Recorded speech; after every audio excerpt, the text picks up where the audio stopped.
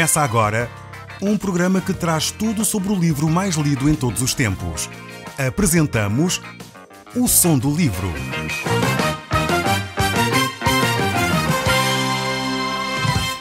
Seja muito bem-vindo. Neste podcast vai encontrar o livro mais conhecido e lido em todo o mundo.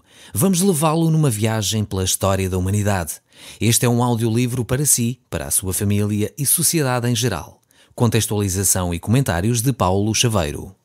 Eu sou Paulo Chaveiro e nós hoje vamos continuar a olhar para este livro tremendo que é o livro de Hebreus e estaremos a olhar a partir do capítulo 2. Nós vamos ver o verso 10. Este verso 10 é extremamente rico.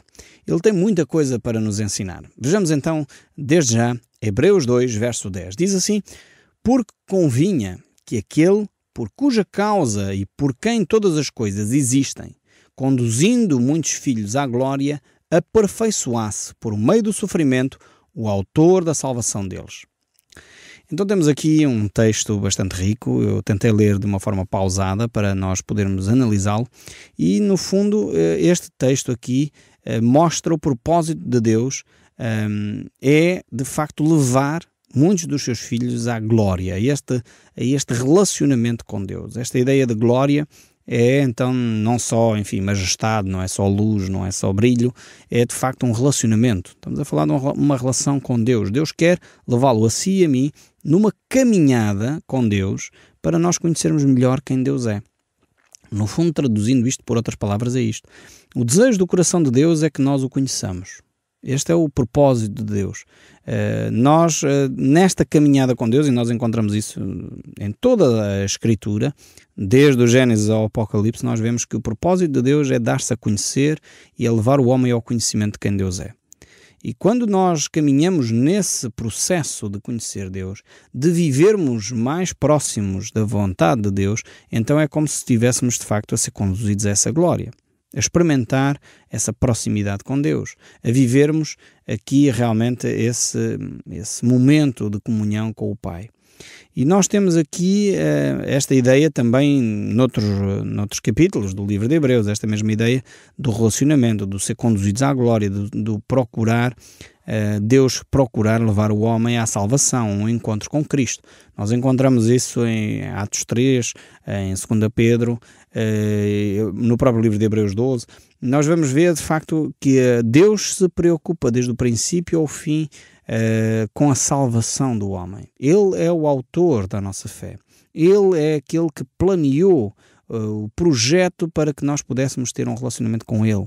Não foi você, não fui eu que inventámos como é que nós nos podíamos relacionar com Deus. Foi o próprio Deus que decidiu dar-se a Ele mesmo.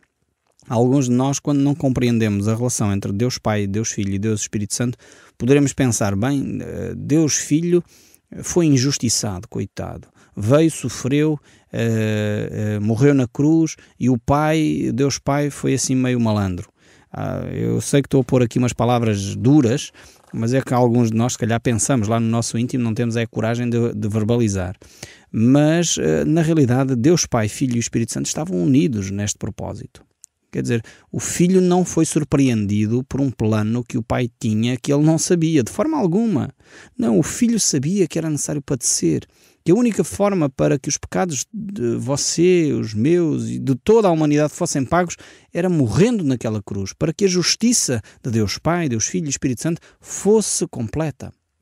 Por isso mesmo, ele obedeceu até à morte e morte de cruz, uma morte dolorosa, para que nós pudéssemos ter comunhão com o Pai, para que nós pudéssemos ter comunhão com Deus. Foi por isso que Jesus Cristo se entregou, tornou-se homem, ficou limitado nos seus atributos divinos, provou a morte, mas ressuscitou ao terceiro dia.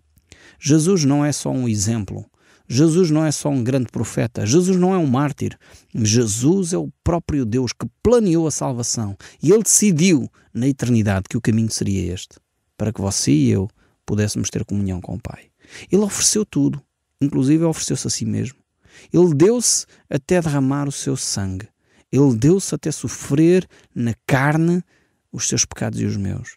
Por isso o nosso coração só deveria brotar alegria, deveria brotar desejo por conhecer este Deus que é tão bondoso ao ponto de se entregar a si próprio, de se entregar Ele mesmo para poder ter comunhão consigo. É como se você tivesse um inimigo, alguém que lhe estivesse a fazer mal a si.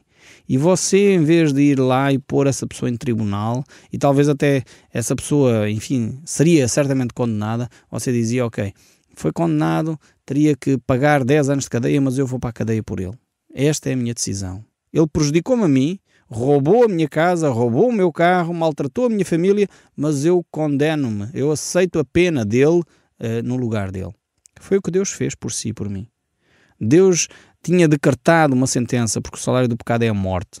Mas o mesmo texto diz, mas o dom gratuito de Deus é a vida eterna em Cristo Jesus. Ou seja, a sentença que nós merecíamos, aquilo que nós tínhamos por direito, era ser condenados por causa do nosso pecado, por causa do nosso afastamento, por causa da nossa idolatria, porque dobramos os nossos joelhos diante de criaturas e não do Criador, porque apelamos para criaturas e não para o Criador.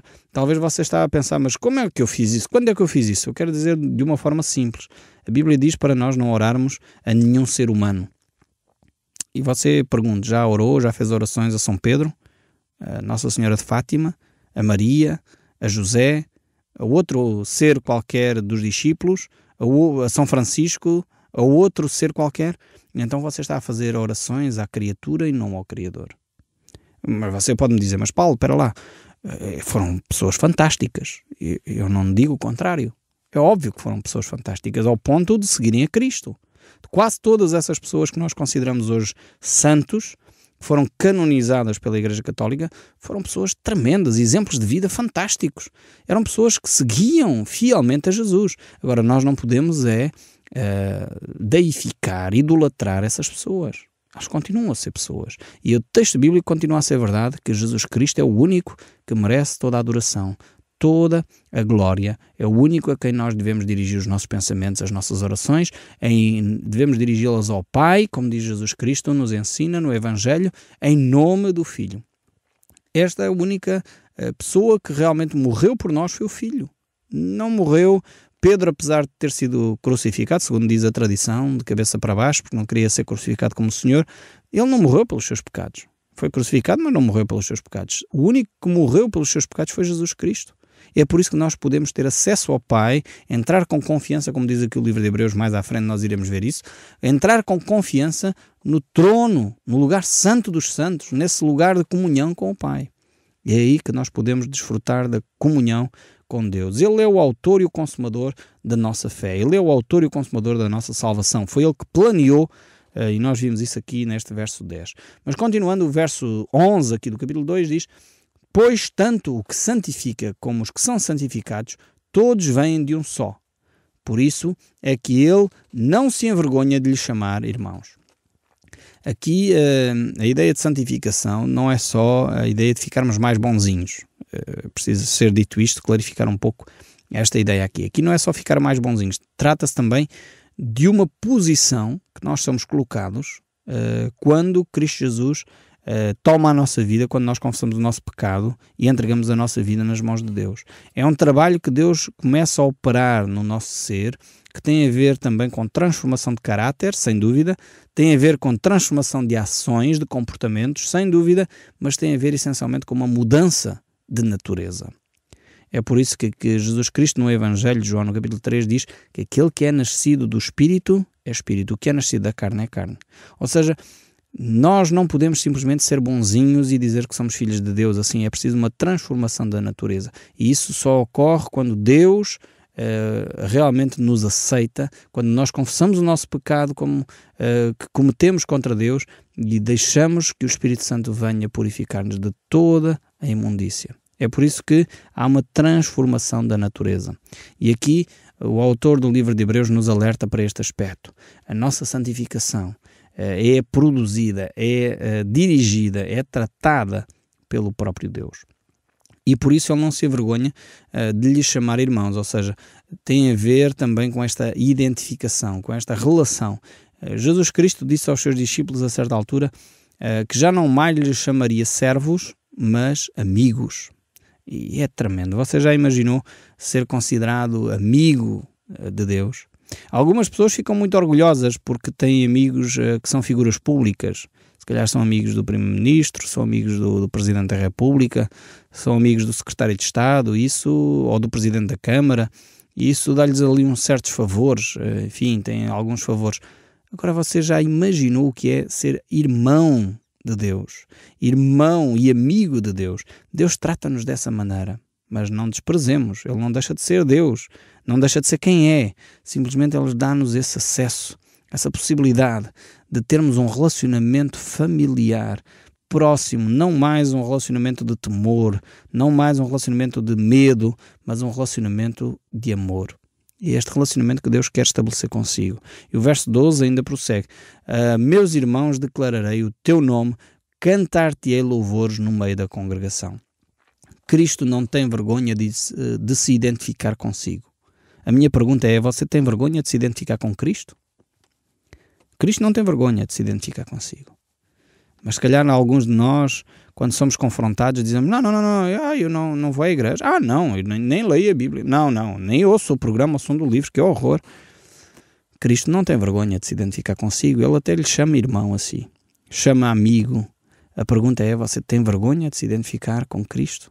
Ou você tem a ousadia de dizer: eu conheço a Cristo, eu conheço pelo nome, eu conheço e sou dele conhecido. Eu tenho um relacionamento profundo com Deus. Eu posso apelar a Deus e acontece. Eu oro ao Senhor e Ele ouve as minhas orações. Eu falo com Ele e Ele me responde. Você tem este relacionamento com Deus? Aqui o autor de Hebreus diz que este Deus já não é um Deus de temor, um Deus de quem nós temos que estar assustados. O povo hebreu tinha esta mentalidade de Deus não se podia tocar. Por isso, lá no templo, eles tinham um lugar chamado Santo e depois, separado por um véu, tinham outro lugar que era o Santo dos Santos. Naquele lugar Santo dos Santos só se podia entrar uma vez no ano com sangue de um animal inocente de um ano, um cordeiro de um ano, para sacrificar pelo pecado do povo. E ali, se o sacerdote ou o sumo sacerdote naquele ano não tivesse cumprido o ritual de purificação como deve ser, ele poderia pagar com a vida o facto de se apresentar diante de Deus de uma forma indigna. Aqui Deus está a dizer: eu quero ter um relacionamento de família contigo. Não mais precisas estar com essa atitude, porque o sangue que foi oferecido, o sangue de Jesus Cristo, foi um sangue perfeito. Por isso eu posso cantar louvores na congregação. Por isso eu posso ter um relacionamento com Deus de alegria. Por isso eu posso me alegrar na presença de Deus e dos meus irmãos. E aqui, mais uma vez, o autor está a citar o Salmo 22, esse salmo messiânico, esse salmo que nos fala da cruz, fala de Cristo. E ele diz no verso 22 do mesmo Salmo 22: a meus irmãos declararei o teu nome, cantar-te-ei louvores no meio da congregação. O autor de Hebreus está a citar claramente o texto bíblico, mostrando que Deus quer se relacionar connosco desde sempre. Deus é um Deus que não tem vergonha de se identificar connosco. Muitos querem eliminar a pessoa de Cristo e os seus valores do meio da nossa sociedade, mas Ele está presente, Ele quer se envolver consigo, Ele não se quer ausentar.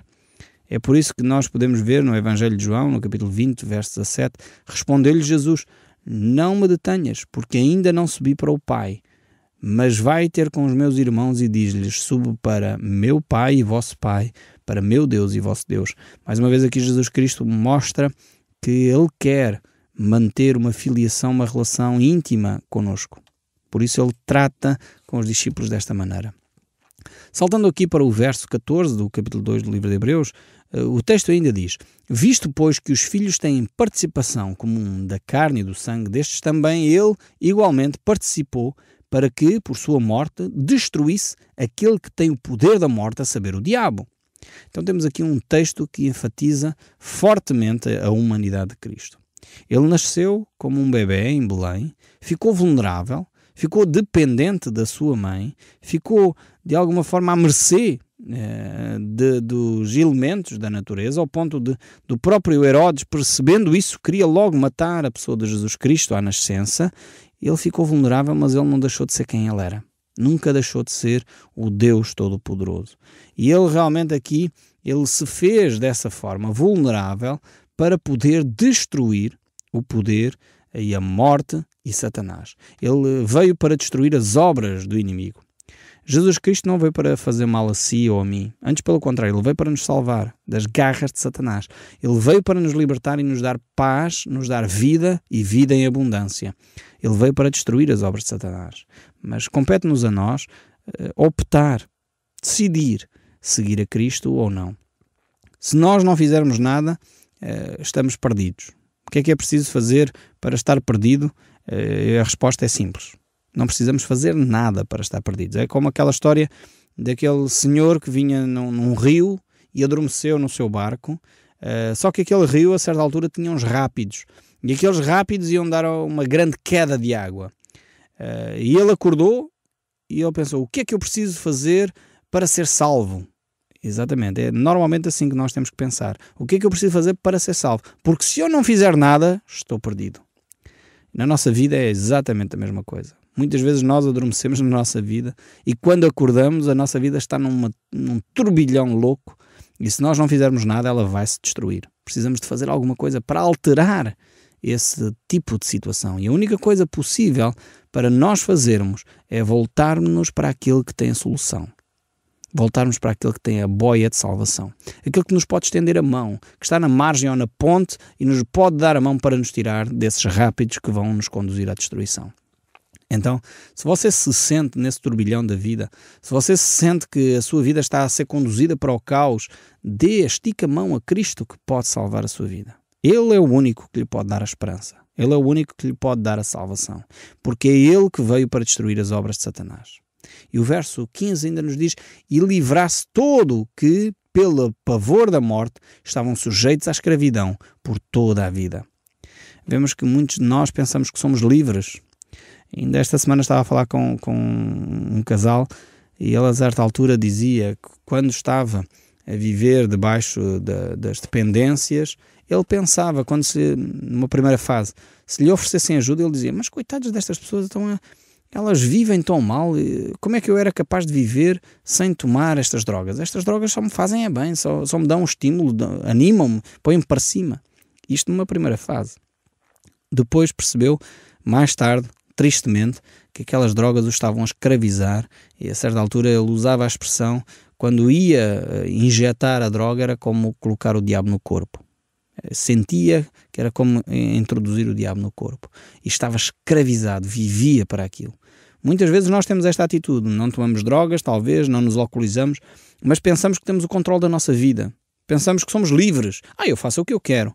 Mas na realidade nós somos escravos do nosso próprio pecado. E Jesus Cristo veio para nos retirar dessa escravidão. Nós estávamos sujeitos à escravidão e Ele veio para nos dar vida e vida em abundância. Nós precisamos simplesmente estender a mão a esta oportunidade que Deus nos dá. Deus está-nos a oferecer esta possibilidade de termos uma vida diferente. Uma vida onde nós podemos andar de cabeça erguida. Uma vida onde nós reconhecemos as nossas limitações. Uma vida onde nós podemos relacionar-nos com Deus e orar e pedir a Deus auxílio. Esse casal, a certa altura, diz que quando encontrou a Cristo, agora o vazio interior que eles tinham foi preenchido. Agora sentem realmente esse vazio preenchido, sentem esse relacionamento com Deus e a sua vida agora tem sentido, faz sentido. Porque realmente aquilo que estava no seu interior, que produzia um vazio, foi preenchido. E foi preenchido pelo poder de Deus. Não foi preenchido por uma religião, não foi preenchido por rituais, foi preenchido pela pessoa de Jesus Cristo. Porque eles entregaram a vida nas mãos de Deus.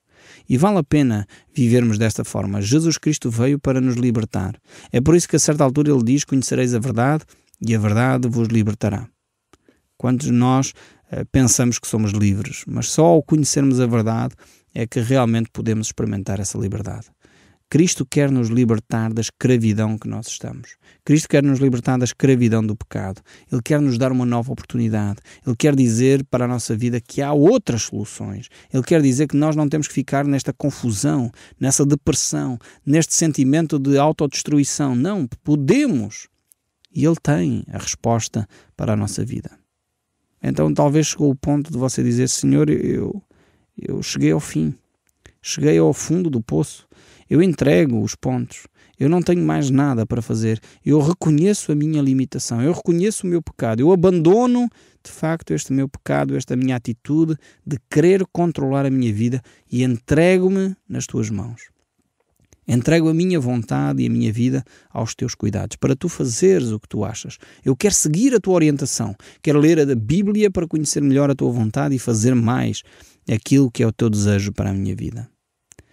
Realmente Cristo nasceu na maior pobreza, nasceu num estábulo, nasceu na miséria, porque ele queria mostrar que o poder de Deus não está no dinheiro, o poder de Deus não está no status social, o poder de Deus não está na política, o poder de Deus está na serenidade de espírito, está num relacionamento com Deus, está no encontrarmos a paz que excede todo o entendimento. E é por isso que nós podemos ser livres da escravidão, porque Deus tem para cada um de nós, acessível a cada um de nós, essa ferramenta que nos pode libertar. O Som do Livro, uma produção da Rádio Transmundial de Portugal.